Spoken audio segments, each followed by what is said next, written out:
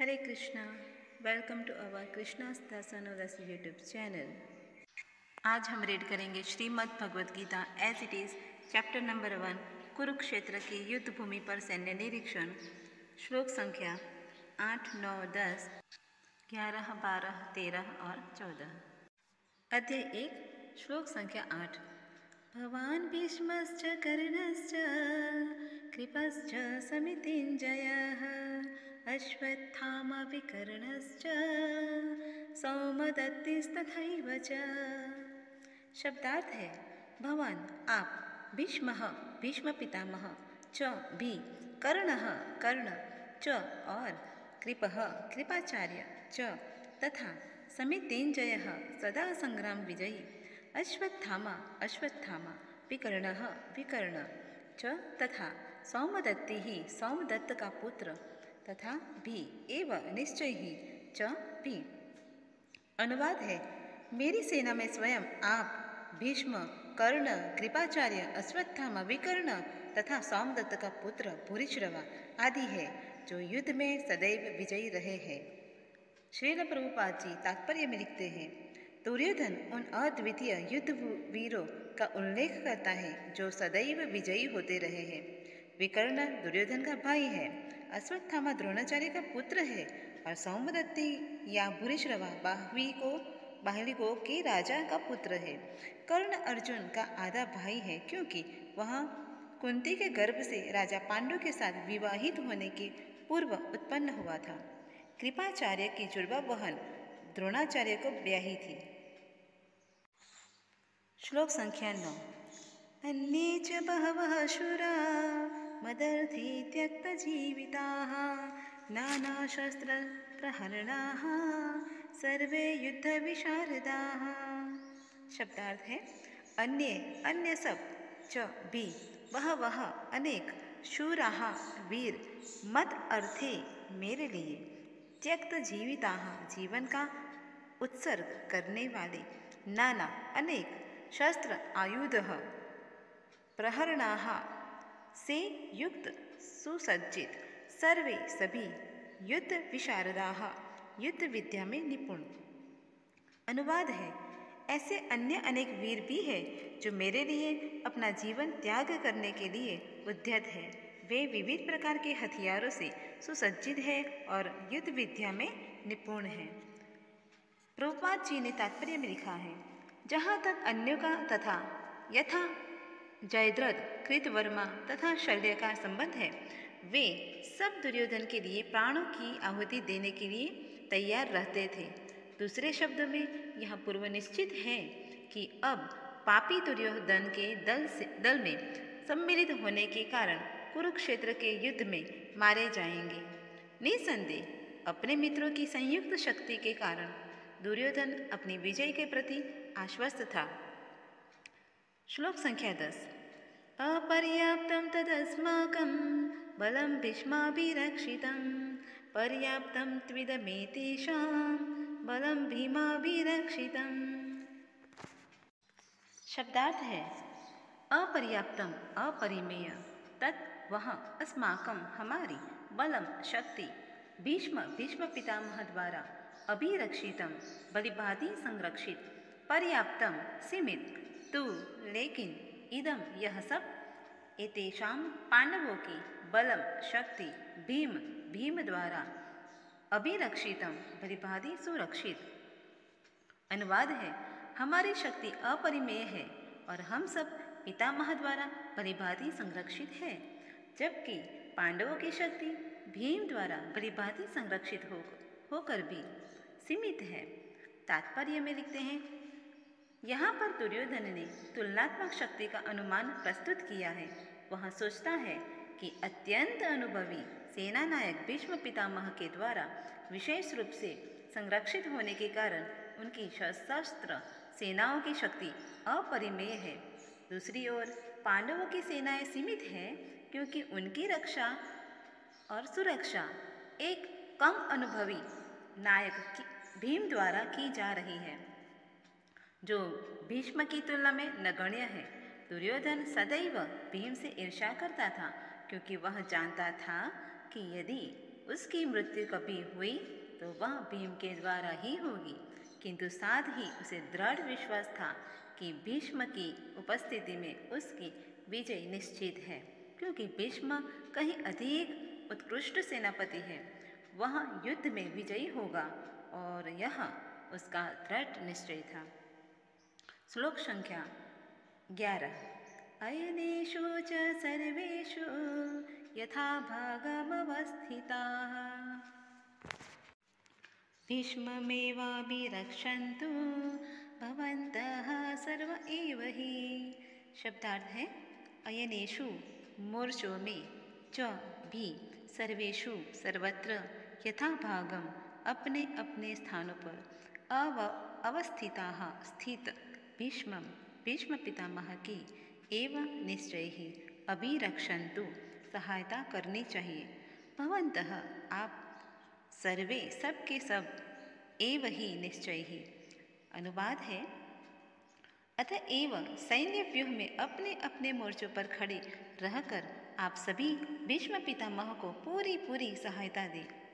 श्रील प्रभुपाद जी ने तात्पर्य में लिखा है, भीष्म पितामह के शौर्य की प्रशंसा करने के बाद दुर्योधन ने सोचा कि कहीं अन्य योद्धा यह न समझ ले कि उन्हें कम महत्व दिया जा रहा है। अतः दुर्योधन ने अपने सहज कूटनीतिक ढंग से स्थिति संभालने के उद्देश्य से उपर्युक्त शब्द कहे। उसने बलपूर्वक कहा कि भीष्म देव निसंदेह महान दम योद्धा है, किंतु अब वे वृद्ध हो चुके हैं। अतः प्रत्येक सैनिक को चाहिए कि चारों ओर से उनकी सुरक्षा का विशेष ध्यान रखे। हो सकता है कि वे एक दिशा में युद्ध करने में लग जाएं और शत्रु इस व्यस्तता का लाभ उठा ले। अतः मोर्चों पर अपनी अपनी स्थिति पर अडिग रहे और शत्रु को व्यूह न तोड़ने दे। दुर्योधन को पूर्ण विश्वास था कि कौरवों की विजय भीष्मदेव की उपस्थिति पर निर्भर है।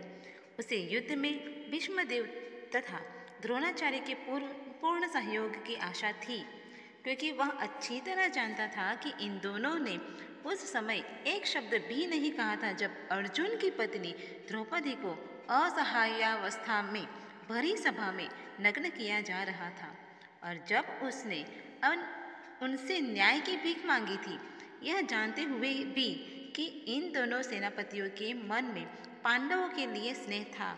दुर्योधन को आशा थी कि वे इस स्नेह को उसी तरह त्याग देंगे जिस तरह द्यूत क्रीड़ा के अवसर पर किया था। श्लोक संख्या 12। तस्या संजयनं हर्षं कुरु वृद्धः पितामहः सिंहनादं विनद्योच्चैः शंखं दद्मौ प्रतापवान्।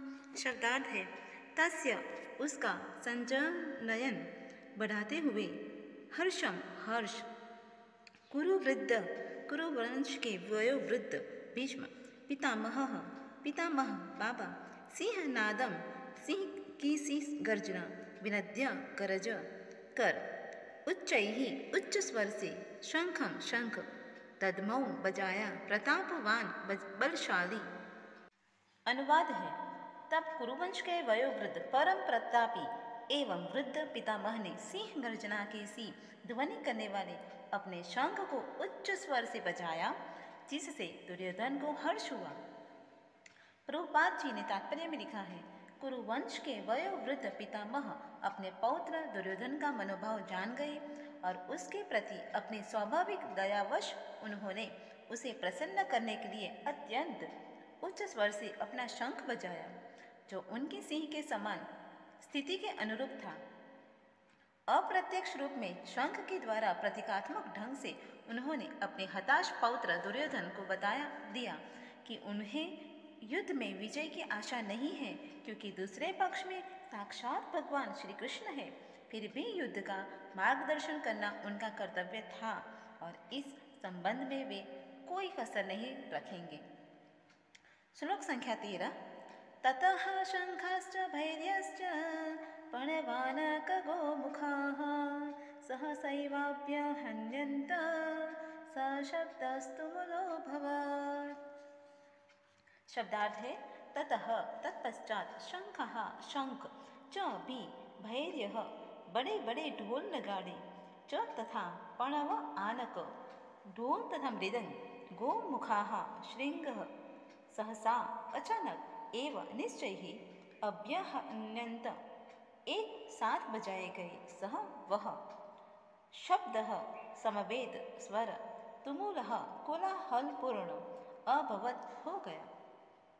अनुवाद है, तत्पश्चात शंख नगाड़े बिगुल तुरही तथा सिंह सहसा एक साथ बज उठे। वह समवेत स्वर अत्यंत कोलाहलपूर्ण था। श्लोक संख्या 14। ततः श्वेतैर्हयैर्युक्ते महती स्यन्दने स्थितौ माधवः पाण्डवश्चैव दिव्यौ शंखौ प्रदद्मतुः। शब्दार्थ है, ततः तत्पश्चात श्वेतैः श्वेत हयैः घोड़ों से युक्त महती विशाल स्यन्दने रथ में स्थितौ आसीन माधवः कृष्ण लक्ष्मीपति ने, पांडवः अर्जुन मीन्स पांडुपुत्र ने, च तथा एव निश्चय ही दिव्यौ दिव्य शंखौ शंख प्रदद्मतुः बजाए। अनुवाद है, दूसरी ओर से श्वेत घोड़ों द्वारा खींचे जाने वाले विशाल रथ पर आसीन कृष्ण तथा अर्जुन ने अपने अपने दिव्य शंख बजाए। तात्पर्य में लिखा है, भीष्म पितामह द्वारा बजाए गए शंख की तुलना में कृष्ण तथा अर्जुन ने के शंखों को दिव्य कहा गया है। दिव्य शंखों के नाद से यह सूचित हो रहा था कि दूसरे पक्ष की विजय की कोई आशा न थी, क्योंकि कृष्ण पांडवों के पक्ष में थे। जयस्तु पांडु पुत्राणाम येषां पक्षे जनार्दनः। जय सदा पांडु के पुत्र जैसों की होती है, क्योंकि भगवान कृष्ण उनके साथ है। और जहाँ जहाँ भगवान विद्यमान है वहीं वहीं लक्ष्मी भी रहती है, क्योंकि वे अपने पति के बिना रह नहीं सकती। अतः जैसा कि विष्णु या भगवान कृष्ण के शंख द्वारा उत्पन्न दिव्य ध्वनि से सूचित हो रहा था, विजय तथा श्री दोनों ही अर्जुन की प्रतीक्षा कर रही थी। इसके अतिरिक्त जिस रथ में दोनों मित्र आसीन थे वह अर्जुन को अग्नि देवता द्वारा प्रदत्त था, और इससे सूचित हो रहा था कि तीनों लोकों में जहाँ कहीं भी यह जाएगा वहाँ विजय निश्चित है। तो आज हमने श्रीमद् भगवद गीता यथारूप का अध्याय 1 के 8 से 14 श्लोकास और उसके शब्दार्थ, अनुवाद और तात्पर्य के साथ हमने पढ़ा, और आगे की वीडियो में हम इससे आगे की संख्या से रीड करेंगे। हरे कृष्णा, धन्यवाद, प्रणाम सभी को।